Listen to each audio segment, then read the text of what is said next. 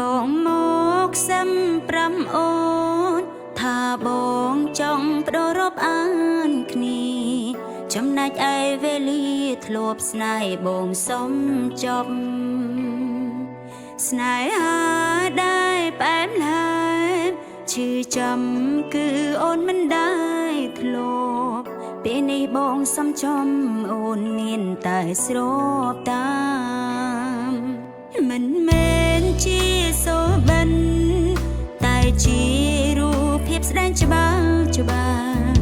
ចង់ប្រាប់ថាឈឺណាស់តែអូនមិនអាចហាមឈឺក្បាលហើយវិលមុខសង្សារបដូរមកការរាប់អានស្នេហ៍ខ្ញុំទៀតមិនបានព្រោះគេមានថ្មីហើយជានេះខ្ញុំកាត់មកគឺសូមរាប់តែគេបោះបងចោលចង់មិនចំតែតលគ្មានស្នេហ៍ក្បែរឡើយ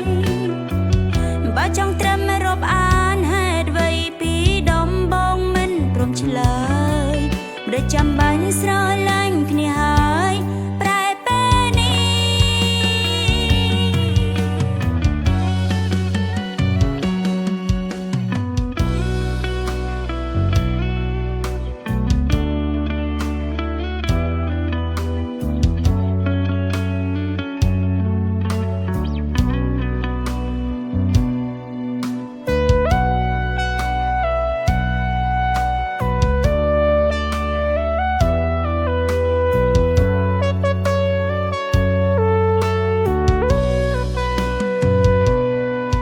មិនមែនជាសូបិនតែជារូបភាពស្ដែងច្បាស់ច្បាស់ចង់ប្រាប់ថាឈឺណាស់តែអូនមិនអាចហាមឈឺក្បាលហើយវិលមុខសង្សារបដូរមកការរាប់អានស្នេហ៍ខ្ញុំទៀតមិនបានព្រោះគេមានថ្មីហើយជានេះខ្ញុំកាត់មកគឺសូមរាប់តែគេបោះបងចោលចង់មិនចំតែតលគ្មានស្នេហ៍ក្បែរឡើយ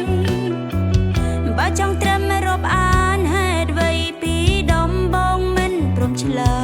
យដូចចាំបាញ់ស្រឡាញ់គ្នាហើយប្រែពេលនេះ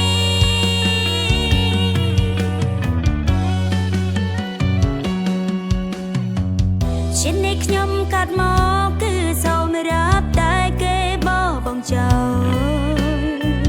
ចង់មិនចំតែតលគ្មានស្នេហ៍ក្បែរឡើយបើចង់ត្រឹមរាប់អានហេតុអ្វីពីដំបងមិនព្រមឆ្លើយដូចចាំបាញ់ស្រឡាញ់គ្នាហើយប្រែពេលនេះ